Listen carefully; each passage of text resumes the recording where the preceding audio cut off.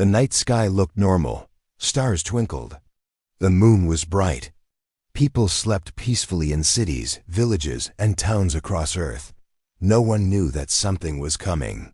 Something that would change everything. At 2:14 a.m. GMT, the first signal came. It was quiet, almost like a whisper. But it was not from Earth. It was from deep space far beyond the solar system. A group of scientists at the Global Deep Space Listening Station in Chile picked it up. "Is this a glitch?" Dr. Lina Zhao asked, staring at the screen. "No," her assistant replied. "It's repeating every 90 seconds. The message had only 3 strange tones, high, low, high, not words, not numbers, just a sound. Still, it was not natural. It had pattern. It had purpose. By morning, the world's top space agencies were aware. NASA, ESA, Israel, Roscosmos, even private companies like Helix Tech and Orbital Point sent their best minds to study it.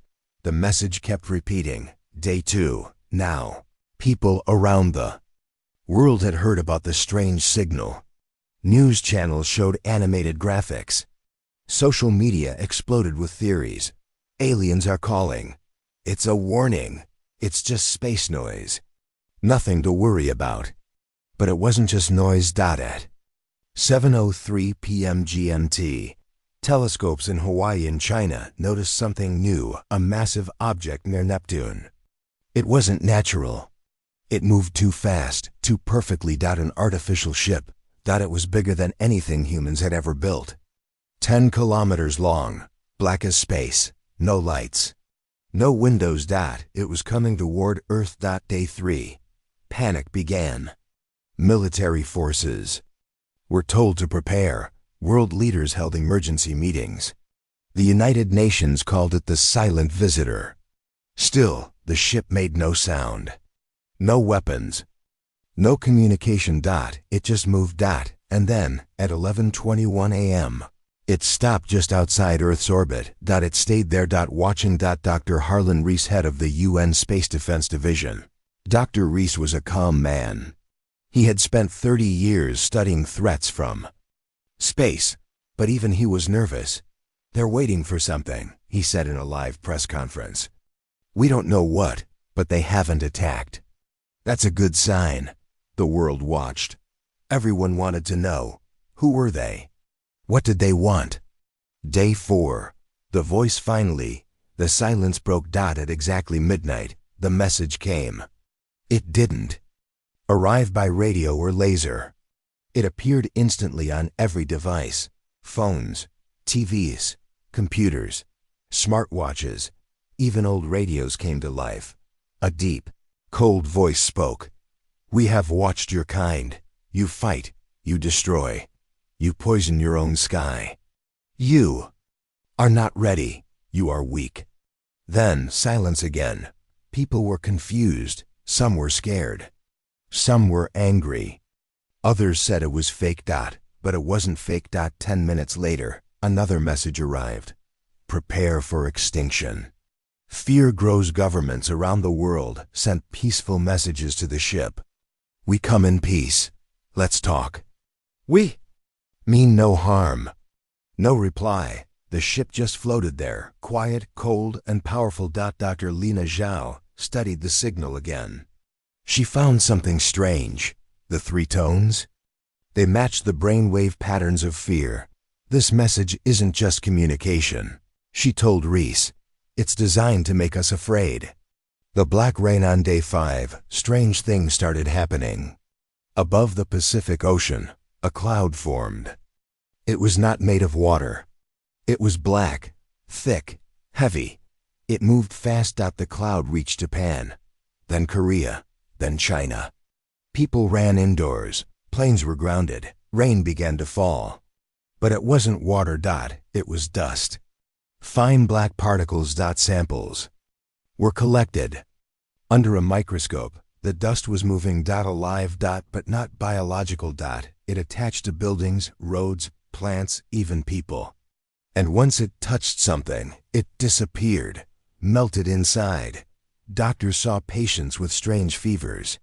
Some died within hours. Others recovered, but changed, stronger, faster. Their eyes glowed faintly in the dark. No one could explain it. Eli, in a small town in northern Canada. A 17-year-old boy named Eli woke up with a burning chest. He had black marks on his arms like ash. He didn't know it, but the dust had entered him while he was asleep. He felt strange. His senses were sharper.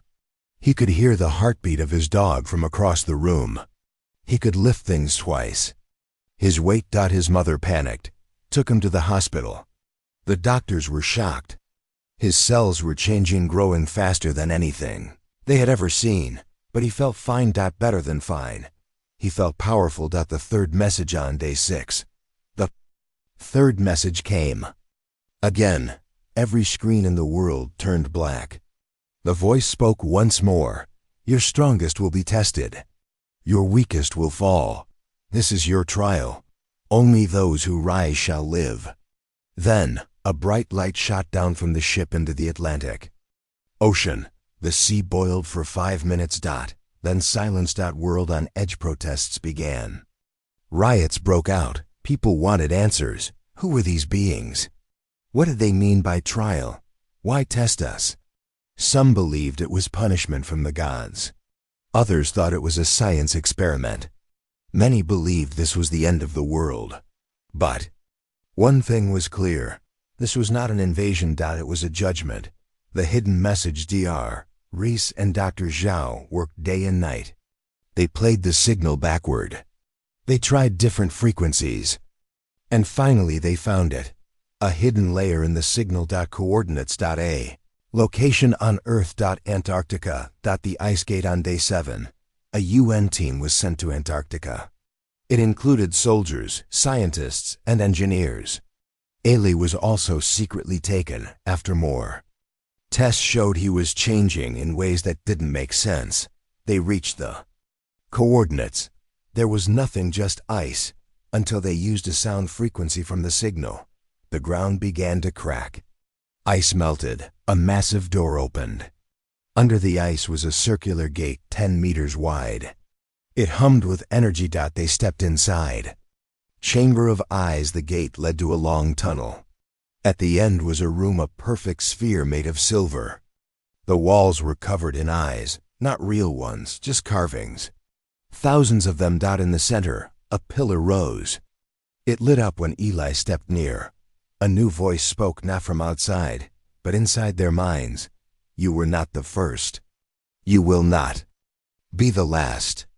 Images flashed in their minds. A past Earth, thousands of years ago. Cities made of light. Flying ships. Humans fighting alien beasts. Explosions. Silence. Then a final message. They mocked your strength once before. They forgot. Now they return, not to conquer, but to watch you fall. The vision ended.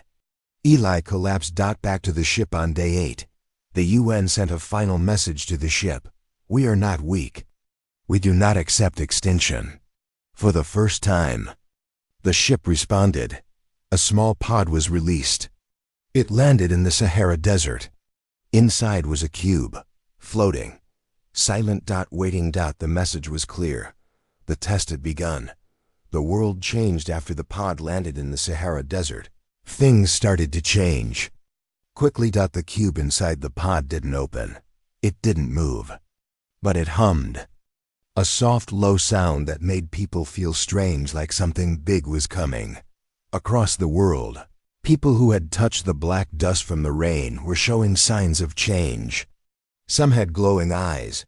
Some could see in the dark. Some could lift heavy things or move faster than before. But not everyone changed the same way. Some people got sick. Very sick. Fevers, bleeding, pain. Many of them died. Doctors couldn't help.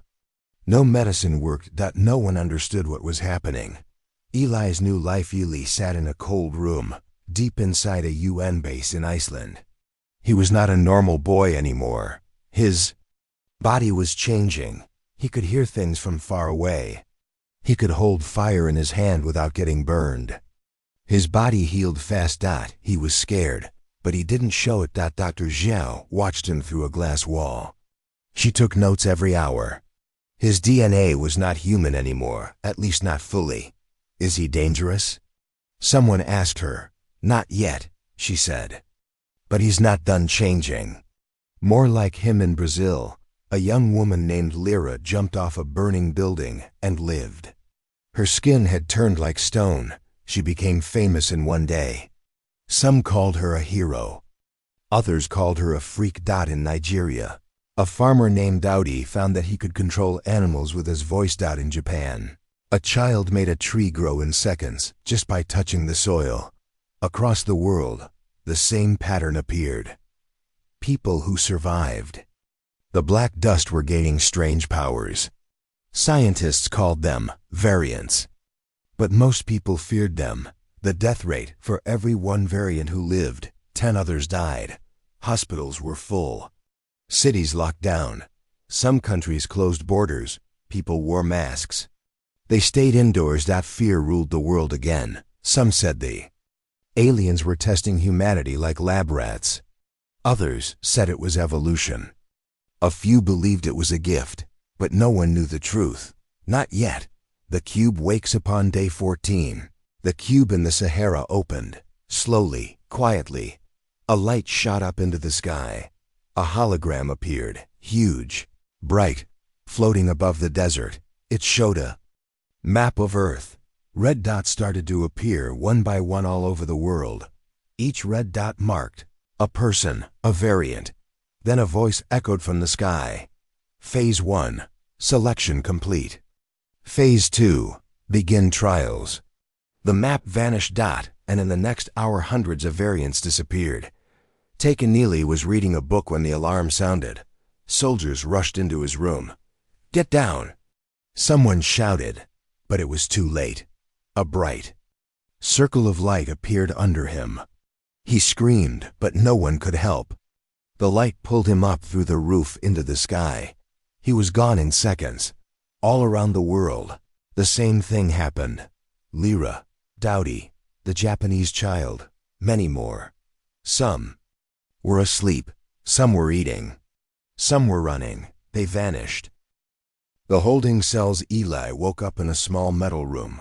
Cold, dark, no windows, just a silver wall. He stood up slowly. His head hurt. His arms glowed faintly. Suddenly, a part of the wall slid open. A voice called out, Subject 91, exit now. Eli stepped out. He saw others, dozens of people standing in a long metal hallway.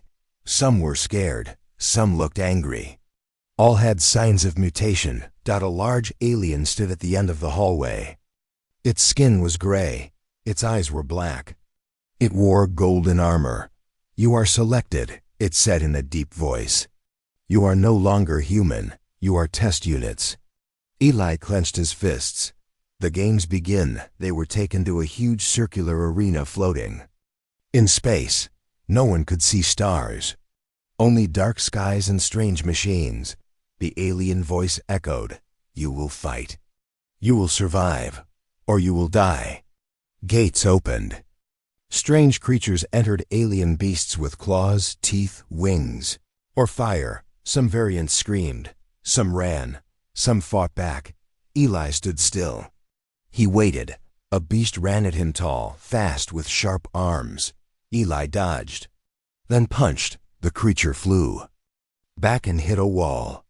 It didn't get up. Other variants watched in shock. Eli didn't just survive.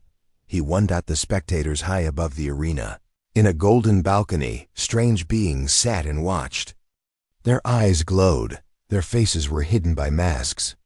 They spoke in a strange language. They mock us, Eli whispered. We're their show. Dr. Zhao was also watching from Earth. The arena was streaming to a secret UN system. She saw what the aliens were doing. They're studying them, she said. But why? Reese replied. They said it already. This is a trial. But a trial for what? Zhao asked. The survivors, after 3 days of tests, only 39 variants remained. Some had powers of wind. some of fire. One girl could freeze anything she touched. Another could turn invisible. Eli became their leader. He didn't ask for it, but he was the strongest. The aliens gave them food, rest, and strange books filled with symbols. They were being trained. But trained for what? An unexpected ally. One night, Eli sat alone in his room. He looked out the small window. Stars passed. Slowly. Suddenly, a shadow moved. A figure stepped out from the dark. It was not human. It was an alien, but different. Small, blue-skinned, no armor. She looked afraid. You must listen, she said quickly. They are not what they seem. This is not a test. It is a game. What game? Ellie asked. They do this to many worlds, she whispered. They test, they take, they destroy. You are just the next. Then why help me? Eli asked. Because, she paused. You're not like the others. We remember your kind. The forgotten war. She touched Eli's hand and showed him a memory. A war. Long ago. Humans fighting in space, wearing armor. Flying ships. Ancient Earth leaders giving orders to massive fleets. Then, darkness. Something wiped it all away. These memories are locked in your blood, she said. They fear what you might become. Eli felt something rise inside him, a spark. A fire. I need to tell the others, he said. No, she warned. If they find out I helped you, they will kill me. She vanished into the shadows, back on Earth. Zhao kept tracking the red dots. But now, some dots were turning black. Deaths? Reese asked. She nodded. But a few dots were glowing blue. What does that mean? I don't know, she said. But I think it means they're changing. Again, a new day in the arena. Eli stood in the center of the arena. His shirt was torn. His hands were bruised. But his eyes were full of fire. Around him stood 38 other variants. Tired, silent, watching. Above them, the alien judges looked down. Cold, still, silent. Then the same deep voice echoed from the walls. You have passed the first level. You are strong. You will now be trained. A large door opened behind them. Eli turned. A long metal hallway glowed ahead. This was the start of something new. The training chambers. Each variant was taken to a private room. Inside was strange alien technology. Floating lights, glowing walls, and machines that read their minds. The system spoke in perfect English. Your abilities will now be tested. Obey, learn, survive. Eli stepped forward. The machine scanned him. Energy output, high. Speed, human max plus. Brain activity, unstable. Classification, Tier 3 subject. What does Tier 3 mean? Eli asked. No answer. Instead, the floor opened, and a small robot floated up. It looked like a child's toy, but it moved fast. Fight, the machine said. Eli stepped back, then forward. The robot attacked. Fast, sharp blades. Red lights. Eli dodged, countered, grabbed it, and crushed it. Something is watching after. Training. Eli returned to his room. He sat on the floor and closed his eyes. But he wasn't alone. The small blue alien, the one who helped him before, stood in the corner. Quiet. You're not like them, she whispered. I'm starting to believe that, he replied. She came closer. Do you know what the Human Project is? Eli frowned. What is that? She pointed to the wall. It opened silently. Inside was a screen. It showed thousands of other variants on different ships. On different planets, they are testing your kind everywhere, she said. But your group, you are the originals. Earth is the source. Secret files. The blue alien placed her hand on the wall. It glowed. A hidden panel opened, revealing old data. Eli looked at the screen. Words appeared. Strange symbols. Then English. Human Project. Stage 5 Origin Planet. Earth Species Code HX01 Status. Unstable Potential. Threat control plan. In progress. They're afraid of us, Eli whispered. The blue alien nodded. Long ago, your kind was powerful. Too powerful. They destroyed you once, or so they thought. Eli asked, then why test us again? To make sure you don't rise again, she said. But something is different this time. The others are waking up back in the arena station. The other variants were changing too. Lyra, the stone-skinned woman from Brazil, began to speak multiple languages ones she never learned. Dowdy, the animal whisperer, could now control machines with his mind. One boy, only 14, started to move objects just by blinking. Something was happening. They were evolving, but not randomly. They were becoming something more. A hidden weapon. Dr. Zhao sat in her lab back on Earth. She studied the data from the red cube in the Sahara. Something was strange. The cube was not just a tracker. It was also a transmitter. It's sending data, she told Reese. All the time. Into deep space. Where? Reese asked. I don't know, she said. But it's not going to the alien ship above Earth. It's going somewhere else. She looked at the signal pattern again. Something clicked. It's not just sending data, she whispered. It's waking something up. Eli's choice. Eli gathered the strongest variants. We're not here to be soldiers, he said. This is not training, it's control. Then what do we do? Lyra asked. We fight back, Eli replied. We find out the truth. Some were scared, others were ready. They began exploring the ship. Carefully, quietly, what they found shocked them. The lab deep below the training area. Eli and his team found a secret lab. Inside were tanks, glass tubes filled with liquid. Inside the tubes were clones. Human clones. Each one was marked with strange letters. HX01A, HX01B, and so on. Eli stepped back. One of the clones looked like him. They're copying us, he whispered. Dowdy pointed to the wall. Look, a screen showed footage Eli fighting in the arena. Then Lyra, then the others thought they were being recorded, studied, rebuilt. This isn't a test, Eli said. It's an experiment. Rebellion begins. Eli's anger burned. We have to escape. How? Lyra asked. This place is a fortress. The blue alien appeared again. She had been watching. There is a ship, she said. Small, hidden, I can open the way. Eli nodded. Then we move fast. We take only those who are ready. They split into teams. Lyra and Dowdy gathered people. Eli and the alien went to the power center. Alarms would come soon. They didn't have much time. Betrayal, but someone had been watching them too. One of the variants, a tall man named Rusk, had made a deal with the alien judges. Let me live, he told them. I'll stop Eli.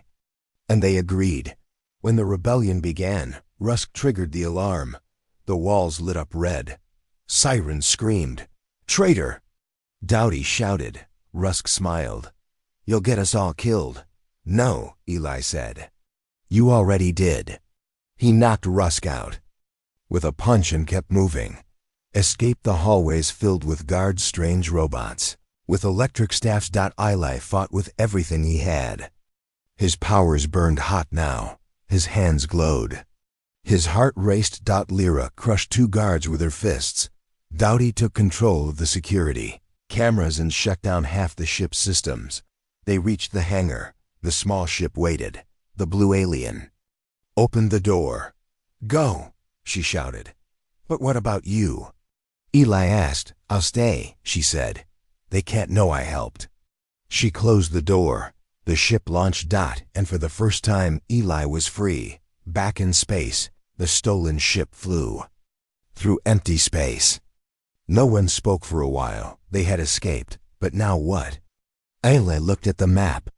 There were hundreds of red dots nearby, other prison ships. This isn't just about us, he said. They're doing this everywhere. Lyra asked, so what? Do? We find others like us, he said. We unite. We fight. Earth receives a signal, DR. Zhao ran into Reese's office. We got something, she said. A message from deep space. What kind of message? She pressed play. Eli's voice came through the speaker. We escaped. We're not alone. They're using us. But we're learning. Don't give up. Humanity is more than they know. Reese smiled for the first time in weeks. A ship without a home. Eli sat in the command seat of the stolen alien ship. The stars outside the window were cold and endless. Around him sat 24 survivors, some wounded, some quiet, all tired. None of them knew where to go. We can't go back to Earth, Dowdy said. They'll track us. Lyra leaned on a wall. Then we go forward. Ayla looked at the map. There were more ships like there's prison ships, stations, research bases. And across the galaxy. Red lights. Those lights, he said. They're not just trackers. They're other variants like us. Lyra asked, how many? Eli stared. Thousands. The message they sent. Eli had recorded a short message before escaping. He sent it out to all red dots, hoping someone would hear it. You are not alone. We escaped. You can too. Fight back. Join us. The message spread quiet at first. But on one distant station, a woman with burning eyes heard it. On a water planet, a boy with gills listened while hiding. And on a rocky moon, a warrior broke free from his cell after playing. Eli's words again and again. The signal sparked hope. The council reacts far above Earth. On the mothership, the alien council was furious. The head judge slammed a fist on the table. They escaped. You said it was impossible. One alien answered quietly. He had help. Another said, the human leader Eli is awakening old traits. Traits we erased long ago. The room went silent. They are becoming like the ancients, one whispered. We must stop them, the judge said. Now. Orders were sent. Rebel meeting in deep space, in a hidden asteroid base. Eli's ship landed. The base was old, built by a forgotten species, but still working. Inside, they met someone unexpected. She was tall, blue-skinned, with glowing white tattoos. I am Sarai, she said. You sent the message? Eli nodded. We need allies. Sarai smiled. Then you found the right place. We are the last of the Miari. We've been fighting them for centuries. Ele asked, why haven't I heard of you? They erased. US, she said, like they tried to erase your kind. Stories of extinction in the main chamber of the asteroid base. Holograms showed ruined planets, broken cities, empty skies. They've done this to many worlds, Sarai explained. Always the same pattern. Test, use, destroy. Why test us? Lyra asked. To find power, Sarai answered. To copy it. To weaponize it. But some powers can't be controlled. That's what scares them. Eli clenched his fists. Then, we use what they fear. Training the rebels in the days that followed, Eli's team trained harder than ever. The Miari taught them alien combat, starship control, and energy manipulation. Eli's powers grew stronger. He could now sense danger. Seconds before it happened, he could push enemies back with just a thought. Lyra learned how to fly ships. Daud. I connected to alien systems and shut down drones without touching them. Even the youngest variants showed new talents, healing, illusions, even creating light from nothing. But something else happened to Dot. They began working as a team. The first rescue. Their first mission was small but dangerous. One of the red dots was on a prison ship called Zone 17. It held 60 variants.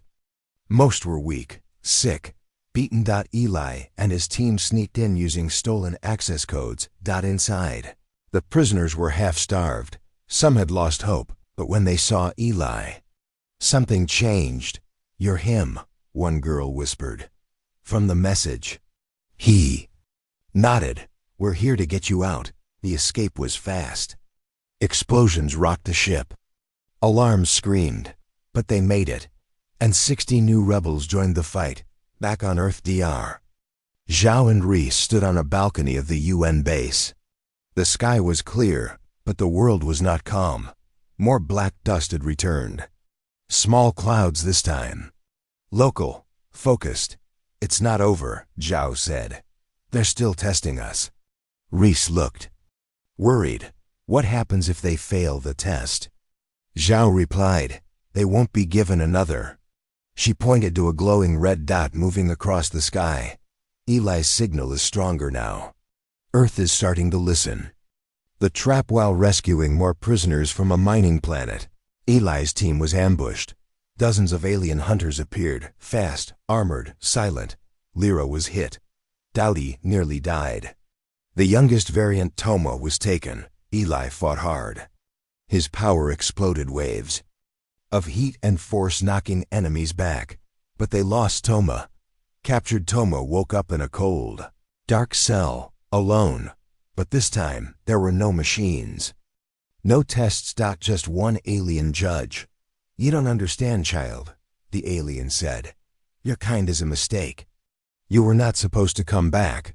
Toma asked, why are you afraid of us? The alien leaned closer. Because once, you ruled. U.S., the hidden past back at the rebel base. Eli was angry. He blamed himself for losing Toma. Sarai placed her hand on his shoulder. There's something you must see, she said. She led him to a hidden room. Inside was a giant stone circle, ancient, glowing with light. This is from the time before, she said. Before they erased your kind. Eli stepped closer. The circle lit up. Images filled the room, memories from a forgotten history. Humans flying through space, leading alliances, winning wars, protecting galaxies, and then betrayal. The alien council turned on them, enslaved them, erased them. They feared your freedom, Sarai said. They should still fear it. Eli whispered. New orders. Ali stood before the growing rebel force. Now over 200 strong variants and alien allies. We were tested, taken, lied to, he said. But now we fight back. We don't just save our own. We save every world they've hurt. This isn't about revenge. This is about justice. They cheered, and the resistance was born. Toma's nightmare. Toma sat alone in his cold cell. The walls were smooth metal, no lights, no sound. Only his breath. The alien judge visited him every day, always asking the same questions. Where is Eli? Where is the rebel base? Who helped you escape? Toma never answered. But he listened. He learned. One day he spoke back. I saw your fear. You're not in control anymore. The alien's cold eyes narrowed. Then you have seen the truth, he said. You are not new. You are old, dangerous. You were buried for a reason. Toma smiled through pain. And now we're waking up. Eli's visions back on the asteroid base. Eli sat in silence. Every night he had strange dreams, glowing cities. Human fleets in the stars. Words in a language he didn't know but somehow understood. He saw tall silver towers rise and fall. He saw fire rain from the sky. He heard a voice. You were kings once. You were light. You were feared. And you will be again. He woke sweating. Sarai found him staring at the stars. You're remembering, she said. Eli nodded. Pieces. Sarai pointed to the stars. Then it's time you saw what they buried. The archive planet. They flew to a small dead planet, gray, rocky, forgotten. No sunlight. No life. But under the surface was a hidden structure made by humans long ago. It was called the Vault of Truth. Sarai placed her hand on a stone. It opened with a deep hum. Inside was a massive room, glowing with blue light. Holograms hovered in the air, spinning slowly. The room reacted to Eli's presence. Lights flared. Symbols shifted to English. Then a voice filled the air. Welcome. Prime blood. Welcome back. The true history. A large hologram began to speak. It showed images. Millions of years ago. Humans had not come from Earth. They had come to Earth. They were once part of a great empire, a peaceful power, builders, explorers. They helped other species grow. They built star highways, protected the weak, but some feared them. The Alien Council, young at the time, saw the humans as too powerful. So they created a plan. Quiet, slow. They turned allies against them. They sabotaged human leadership, and in one final attack they destroyed Earth's gateways and pushed the last of humanity into silence. Earth became forgotten. A hidden graveyard of giants. Eli understands. Eli stared at the images. It felt right, familiar. I've seen this before, he whispered. In dreams. Sarai nodded. You carry blood memory. Only prime bloods can awaken it. Lyra stepped forward. So all of us. We're part of something ancient. Yes, Sarai said. You are the return. Eli stepped toward a sealed door. It opened. Inside was a giant object, shaped like a heart, glowing red and silver. It was called the core. The core weapon. The core pulsed with energy, old, alive. Sarai explained. This is one of the last human star mines, a living weapon. It can connect minds, control fleets, defend planets. It was shut down when Earth fell. But now it's waking. The core lit up as Eli touched it. Prime blood confirmed. Access granted. Rebuilding network. Standby. Suddenly, a map of the galaxy appeared, full of dark lines, quiet zones. These were your old paths, Sarai said. Now they can open again. Aliens watching on the Council mothership. The alien judges felt it, a pulse. A wave, a shift in the deep system. One judge whispered, they've activated a core. Another replied, then the war begins now. Orders were sent across the stars. Find Eli, kill the rebels. Destroy the core. Silence the past forever. Rebuilding the human legacy. In the following weeks, Eli used the core to reactivate lost satellites. He sent out messages across old human frequencies. Forgotten machines woke up. Silent defense systems blinked online. Ships buried in asteroid fields began to glow. Across the stars, strange signals echoed. Some were warnings. Others were replies. The human legacy was no longer lost. Lyra's discovery. While searching the vault, Lyra found an old room marked Memory Echoes. Inside were personal logs, humans from before the fall. One voice stood out, a woman's voice. My name is Commander Arakale. If this message plays, then maybe, just maybe, we're still out there. She spoke of betrayal, war, hope. We didn't die. We were scattered, but our blood carries the code. One day, they'll rise again. Lyra looked at Eli. She sounds like you, she said. Eli nodded. Maybe she's my ancestor. Dr. Zhao's. Warning back on Earth. Dr. Zhao received a powerful signal. It came from the core, but she didn't know that yet. She decrypted part of it. What she saw shocked her. Earth's shield network offline. Prepare for planetary scale attack. She called Reese. We're running out of time, she said. Something big is coming. We need help from them. You mean the rebels? Reese asked. Yes, Zhao said. Only they can save us now. Preparing for war at the rebel base, the core revealed something new. A hidden fleet. Ships, old human warships, buried on a moon near a red star. But there was a catch. They're locked, Sarai said. Only prime bloods can unlock them. Eli looked at his team. Then we go. Tama's choice in his cell. Toma sat still, waiting. The alien judge returned, holding a strange device. This will rewrite your mind, he said. You'll forget everything. No more resistance. Toma smiled weakly. You think fear will stop us? It only wakes us up. As the judge activated the device, Tama's eyes began to glow, red, burning. Then everything exploded in white. Light. Toma was gone. A lost moon, a sleeping army, the rebel ship flew through a silent sector of space. It was dark, almost black, no suns, no signals, no movement. Then, a shape appeared. A moon gray, cracked, floating near a dead red star. Lyra scanned it. This place has no records. It's like it was erased. Eli stood behind her. That's why they never found it. The core, still glowing on the ship, pulsed. Location confirmed. Fleet Vault Sigma 9. Prime access required. They landed, underground doors on the surface, wind howled. Dust covered everything. But under that dust, they found metal, a large circle. An ancient door. Eli stepped forward. The core floated beside him. Prime blood identified. Unlocking. Stand clear. The ground shook. The door opened slowly with a deep, mechanical sound.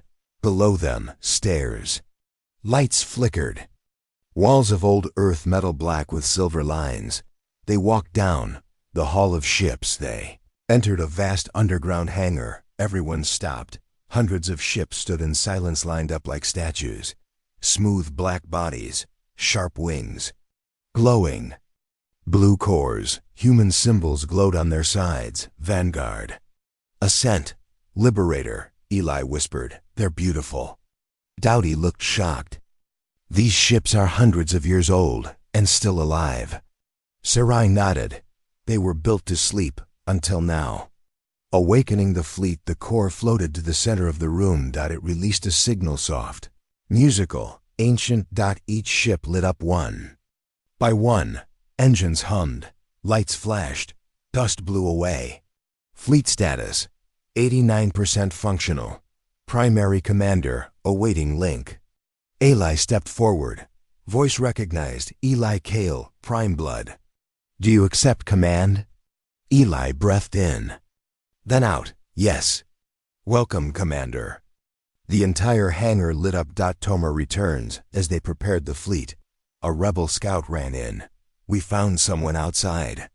It was Toma. He walked into the hangar alone, no wounds, no fear. His eyes still glowed faintly red. Lyra ran to hug him. You okay? Toma smiled. They tried to break me, but they woke something instead. Eli placed a hand on his shoulder. You escaped? Toma nodded. And I brought this. He held up a small alien chip. They use it to track rebel bases. We can use it to find them instead. A deadly arrow. Suddenly, alarms rang. A red light flashed. Incoming warp signature. Enemy class. One of the ships in orbit had sent a warning. An enemy carrier was coming. Fast. The alien council had tracked the rebel team here. They're early, Sarai said. Eli turned to his crew. Then we test our fleet. First battle of the old ships. The new rebel pilots rushed into the awakened human ships. Lyra flew the Vanguard. Dowdy linked into the ship's systems with his mind. Toma joined a strike team. Eli took the command seat on the flagship, Sovereign 1. The core gave them instant control. The ships moved like extensions of their minds. Outside, the alien ship arrived, dark, spiky, twice as large. It launched drones and hunter pods. But the human ships were faster. Stronger. Smarter. The sky lit up with battle. Humans strike back. Lyra dodged blasts with ease. Toma's ship created illusions, 10 copies of itself, that confused enemy scanners. Dowdy shut down alien shields using old code, and Eli. He fired the first beam from the Sovereign 1, a clean blue light that cut the enemy ship in half. The alien commander tried to escape, but Sarai's team disabled their engines. The entire enemy force was destroyed. It was a clear message. Humanity was not just back. Humanity had power. After the battle, in the quiet after the storm, the rebel crew gathered in the hangar again. Some were cheering. Some cried. Eli stood before them all. This was only one ship, he said. They will send more, bigger ones, stronger. But now we are not hiding. We have our fleet. We have each other. And we have the truth. He pointed up. They took the stars from us. Now we take them back. The Council plans retaliation far away on the alien mothership. The Council received the battle report. One judge stared at the screen. Human warships. From the ancient age, active. Another whispered, the core has returned. A third judge stood up. Then we launched the Black Arm. No more testing. No more patience. The Black Arm was not a normal fleet, that it was made for only one purpose. Annihilation. Dr. Jiao's signal back on Earth. Dr. Jiao watched the sky. More strange pulses were coming from above. She now fully believed Elu was humanity's last hope. She sent a signal to his last known location. Eli, if you can hear this, they're coming for Earth. We need your help. Humanity needs you. The fleet's first mission inside the vault hangar. Eli stood before his team. He opened a new map sent by the alien chip Toma stole. It showed alien facilities, supply routes, communication towers.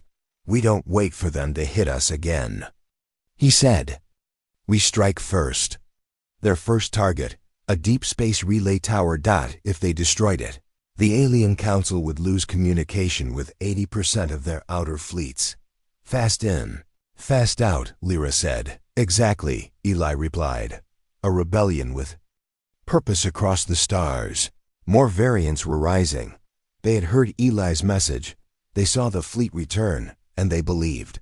On hidden planets, rebel cells activated old beacons.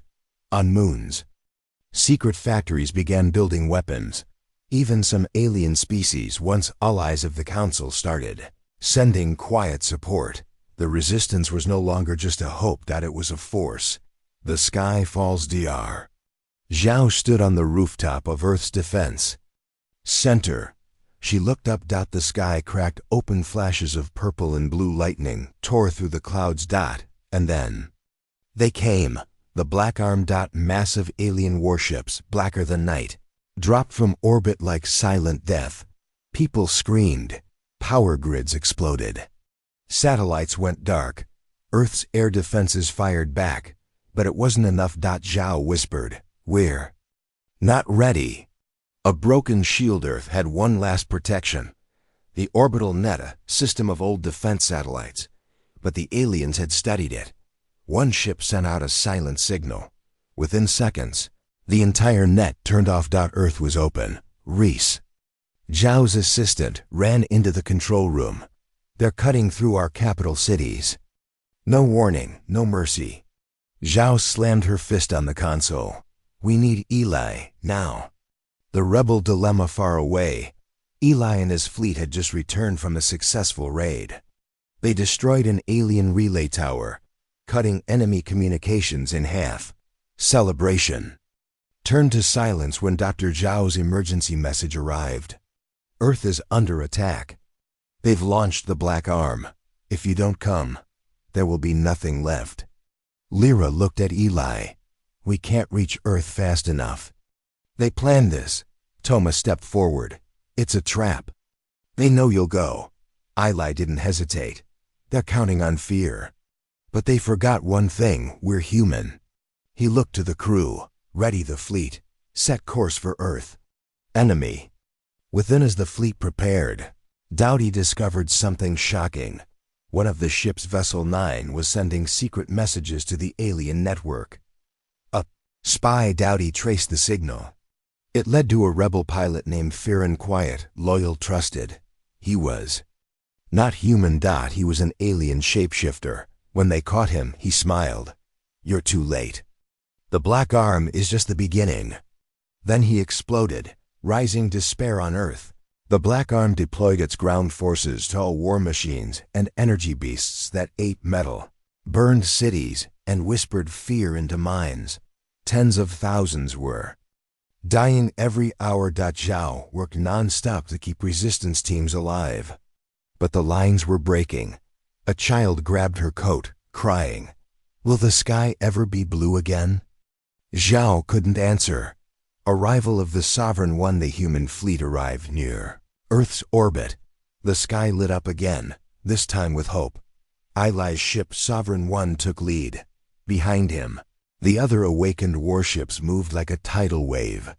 "Formation Bravo," Eli ordered. "Hit them where they're blind." Battle for Earth begins. Alien ships fired first, but they didn't expect human tech from the past. The rebels moved faster. They dodged, weaved, struck with purpose. Sarai's ship broke a command ship in half. Lyra led a squad of fighters into the heart of the enemy armada. Dowdy disabled their backup AI, Toma, and his squad dropped to the surface to help civilians escape. The humans were outnumbered, but not outwilled. The core burns bright in the heart of Sovereign One. The core pulsed harder than ever. Prime blood connected. Emergency override available. Activate deep sleep protocol. Eli stared at it. "What is that?" Sarai answered. "A last resort defense from ancient times. It can put a planet in lockdown, freeze time, hide cities, stop destruction. But it comes with a cost," she added. "It uses your life energy." A hard choice. Eli stood at the edge. If he used the core fully, he might never wake up again. But Earth might survive. Lyra entered the chamber. "You're not doing this alone," she said. Eli shook his head. "You don't have prime access." "It has to be me." Toma arrived too.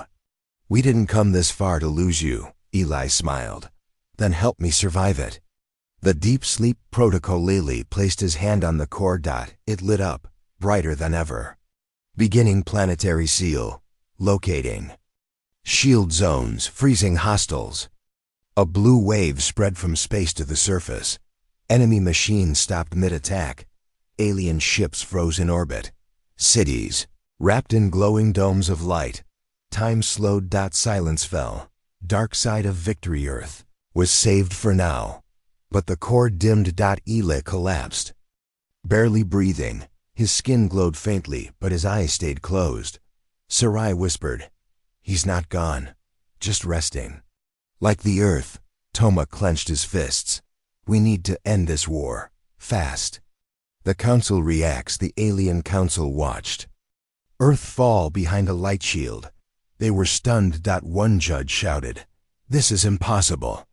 Another whispered, "They've unlocked old power, human power." The oldest judge leaned forward. "Then we must awaken our own forgotten past." He pressed a black button. Far beneath alien space, something ancient moved. Silence. After the battle, Earth was quiet. The core's deep sleep protocol had frozen time in most of the world. Cities were safe under glowing domes. People were alive but waiting. And Eli, he still had not woken up. Inside the Sovereign One, he floated in the healing chamber. The core pulsed weakly beside him. Toma visited daily. So did Lyra. Sarai sat at his side and whispered stories from the old human archives. They waited and hoped. The Council's final weapon, far across the galaxy. The Alien Council gathered in a dark room. One of the judges placed his hand on a black console. "It is time." A door opened. Inside it was not a ship, not a soldier, but a creature. Tall, metallic, ancient, older than the Council itself. Project Devourer. A living weapon built to end planets. "Send it to Earth," the elder judge commanded. "If the core sealed the world, then we will eat it from the inside." The awakening. Back in the healing chamber, the core flared suddenly. Bright, hot, alive. Alarms rang. Lyra ran in. "He's waking." Eli's body trembled. His eyes opened, glowing bright blue. The ship spoke. "Prime blood conscious, full. Link restored." Eli sat up. He was alive. But something was different. He could feel everything, every ship, every human soul, every heartbeat on Earth. "I was inside the core," he whispered. "I saw it all, our past, our real story, the real origin." Eli gathered the team. He told them what he saw inside the core's memory vault. Humans were not just rulers of the stars. They were the storm that shaped the galaxy. Before the Council existed, humans were warriors, thinkers, explorers, and yes, destroyers. Not evil, but dangerous. Beautiful and terrible. They had not been overthrown because they were weak. They were betrayed because they were strong. Too strong. So the galaxy turned against them and forgot. But the core had saved everything. Now they were waking up. The Devourer comes suddenly, the ship's sensors screamed. Unidentified mass inbound. Warning, planet-class bioweapon. On the edge of Earth's orbit, the stars twisted. The Devourer had arrived. A massive creature, part metal, part flesh, with long arms, thousands of eyes, and a mouth that pulled light into it. It opened its chest. Dozens of black spires shot out toward Earth. It didn't need to land. It would drain the planet from space. Humanity responds. Ellie stood tall on the command deck of the Sovereign One. All ships form up. Toma, Lyra, Dowdy, Sarai, all ready. They were no longer rebels. They were the first fleet reborn. Last fleet of old Earth, now the first fleet of new Earth. We hit it head on, Eli said. We don't run. We don't beg. Lyra smiled. We remind them. The final battle, the fleet launched toward the Devourer. Human ships moved like lightning, weaving around spires, firing beams of white-hot plasma, but the creature was massive. It ignored damage. It kept pulling at Earth's energy. Eli realized. We can't kill it from outside. There's a core inside it, Dowdy said. A biological mind. That's the source. Toma nodded. Then we go in. Inside, the monster A-team of elite pilots flew into the creature through one of its open spires. Inside was worse than any nightmare. Tunnels of flesh and metal. Screaming echoes. A beating heart the size of a city. Eli led the charge. Sarai hacked alien systems as they flew. Toma and Lyra cleared the path. They reached the core. It was a glowing brain-like mass surrounded by pulsing tendrils. If we hit it, Dowdy warned, the whole thing will explode. Ele didn't hesitate. He fired. The galaxy shakes. The Devourer screamed. A sound like collapsing mountains echoed through space. Its tendrils snapped. Its body cracked. Then it exploded. A blinding wave of blue light swept across the orbit. The human ships barely escaped. The planet shield core pulsed once more and dropped the seal. Earth saw the real sky again, and the storm was over. The message later. Ele stood before a camera. A signal was sent across the stars to every planet, every moon, every species. He spoke simply. You tried to bury us. You mocked us. You feared us. But we were never just survivors. We were never weak. We were the storm, and we're back. Peace. Or something else. The Alien Council did not reply. Their main fleet had vanished. Some say they ran. Others say they're hiding. But across the galaxy, a change began. Former enemies sent peace offers. Lost human colonies reconnected. Variants were no longer seen as broken, but as new humans, ready to lead. The stars were open again. And humanity? It didn't want revenge. It wanted truth. Toma's words. Toma stood on a rebuilt tower in New Earth City. He looked out over the horizon. Children were playing. Factories were rebuilding. Pilots were training. He smiled. They mocked our strength, he whispered, but now they study it. Final moments. Seeley returned to the vault of truth. He stood before the ancient core. It now floated silently, peacefully. He placed one hand on it. Thank you, he said. And from the core, a voice replied. The voice of the past. You are welcome, Stormborn. The stars are yours again. The end.